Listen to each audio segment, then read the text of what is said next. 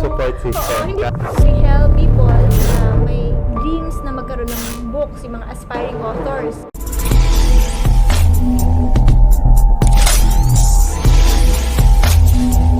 The Master Studio. Good morning mga masters! Kasama natin ngayon ang author of The Joyful Stay-at-Home Mom and curator of The New Normal, New Beginnings. She's also the founder of Thrive and Grow Book Publishing, Interstellar Events Management, and Task Getter. Introducing multi-mompreneur, Master May Gomez. Hello! Hi! Thank you so much, Mark, for having me in your show. Can you describe us yung paano kayo napunta dito sa industry na to? Bakit book publishing, di ba? Oo Parang nga. hindi to common. Tapos at the Oo. same time, anong ibig sabihin ng multi-mompreneur? First off, actually, nagaling talaga ako sa mundo ng programming. Papunta ka, di ba? From programming to book publishing. Hindi ko rin na-expect na mag-change yung direction. I'm a multi-mompreneur kasi I have 3 kids, 3 boys to be exact. I also have 3 startups. So first is Thrive and Grow, and then I have Interstellar Events and Task Getters. Wow! So, 3 business, 3 kids, Oo. lalaki pa. Eh, paano mo gina-juggle? Parang, di ba, ang kulit? Paano Totoo, actually, minsan sa mga events, kailangan ko silang isama. Even sa mga client meetups, or sometimes I have to bring the kids along. And marami ring times na they have school activities. I don't do it alone. So, yun ang sekreto. Yun ang sekreto. Marami akong tumutulong sa likod. I have support. Of course, ni Happy, my eldest son also helps with taking care of the kids. And I also have a team behind me. So, yun ang sikreto. Kailangan may support Oo, system hindi ka. tayo Wonder Woman. Can you elaborate paano kayo napunta dito sa 3 startup business na wala namang relation at all sa IT? Yeah, dati kasi nasa corporate world ako, so pumapasok ako ng 8 to 5. And I love that job. Pero, yung second and third boys ko kasi, malayo yung gap nila dun sa eldest ko. So, we've been praying na magkaroon ng kapatid yung eldest namin. And then, when that was granted, nagkaroon ng conflict between work and family life. In fact, yung pregnancy ko, medyo naging delikado. So, I had to choose between corporate and I have to let go of a job na gustong-gusto ko naman talaga. And yun, while nasa bahay ako, I had this book na The Joyful Stay-at-Home Mom kasi I shared naman yung struggles ko raising the kids. And then, may mga friends na nagtatanong, paano mo nagawa yung libro? And then, pretty soon, a lot of them were asking for help with their own books. It turned out, gusto rin pala nilang maging author. So, nag-start with the market demand. Tapos parang, Oo. sige, patulang ko na to, para ganon. Actually, it's more of a help. Noong una, I wasn't charging much kasi they were friends eh. Nakita ko yung dream and later on, syempre may nag-offer na ng payment. Bakit natin hihindaan yung grasya, di ba? Ibig mo sabihin, kunwari, gusto kong gumawa ng libro. Kunyari, The Life of Master. Kunwari, ganyan.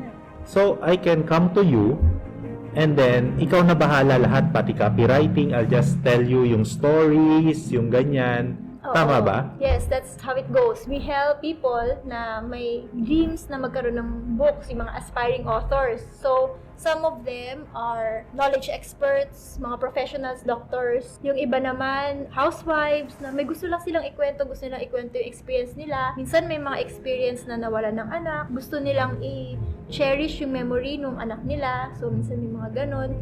Minsan, it's child na gusto niyang i-preserve yung legacy ng parents niya. So, yung parent niya yung matagal nang may pangarap na magkaroon ng libro. And for the longest time, hindi alam ng parent kung paano gagawin yun. So, yun ang ginawang birthday gift ng anak for his Wow. dad or mom. So, yun yung mga nagiging clients ko. Bukod sa book publishing, it says meron kayong event management. Yeah. Can you tell us more? Kasi, actually, nag-start yan because of parang one problem after another. Parang ganun. So, some of my author friends, after nila mag-launch ng book, pag natapos na namin yung books nila, the next step would be launching it. And parang naging problem nila yun. So, may libro na ako May ngayon. na ako, paano ko ngayon i-announce? Hindi Okay. naman ako, kumbaga, hindi ko alam kung paano magkaroon ng parang book launch event. So, some of them came to us to ask for help. Nagsimula siya actually online lang. So, we've hosted online summits. Some of them were global experts. So, nagkaroon kami ng online global summits on various topics. So, one of the topics was about for PWD or persons with disabilities. And then, we also had a summit for moms. And then, doon sa mga summits na yon, ini-introduce din namin yung mga first-time authors na friends namin. So, pati pag-invite nito yung mga guests, ganon, kayo na nag-handle Yes. nito, itong mga Yes. TV, di ba, Oo. minsan ganyan, mga That's PRs. right. Also, sa local naman, kasi yun nga, nag-start kami ng online because it was pandemic time. And then ngayon, bumabalik na unti-unti sa face-to-face. Unti-unti, nagta-transition na rin ng face-to-face events. Like, we've recently had organized para alumni homecoming. So, meron na ring wedding. Kayo na yung bahala mamili kung anong market audience ang pinakabebenta yung book na yon. Doon kayo Right. magla-launch ng event. Right. Actually, yung businesses, it might seem na hindi sila connected, pero they solve problems. Nag-start sila solving problems ng mga author clients namin. Wow. And then, nag-expand na lang kami to solve mga problems ng other people. Yeah. Yun naman talaga yung Correct. negosyo di ba? Correct. Ang Solving main ng problems. negosyo is solving problems. Saka ngayon, nagiging medyo uso na yung sinasabi nga nila, yung mga micro na mga artista, di ba? Yung kahit True. sino, dapat True. lando na sa libro, pwede naman ang gumawa. Oo, I want to share din or dispel the myth na kailangan maging sikat ka, kailangan maging napakagaling mo sa English. Alam mo yung mga ibang authors na kakilala ko, yung libro nila Taglish. And, you know, actually, mas readable yun, mas relatable yung mga ganung libro. So, nag-shift na tayo. Yung technology natin, napakabilis mag-shift. The same with yung trends sa book publishing industry. Okay, so ano naman yung task getters? Ayun. So, si Task Getters, it started helping authors get online presence, yung mag-set up ng Facebook page nila. Kasi, believe it or not, there are some people na nahihirapan sa ganung aspect. Parang side nung, kumbaga, book marketing naman. Kasi I we see. have book publishing. And then on the other hand, meron na silang mga books. Ang problem naman nila is, how do we market it? Correct. So, yun. Doon naman siya. So, Diba? ibig sabihin, from the publishing up to the PR, hanggang sa marketing, kayo nag-handle. Yes. Wow. If you say it like that, medyo impressive. Pero for me, it's just like one problem, solving one problem. Okay, may problema ka pa. Okay, tulungan kita. O, may problema ka pa dyan. O, sige, tulungan kita. Ganun lang yun. Kasimple. Hindi siya parang rocket science na, I mean, for me, it's not something na gusto kong gumawa ng ganitong business. Hindi siya ganun eh. More on, paano kita matutulungan?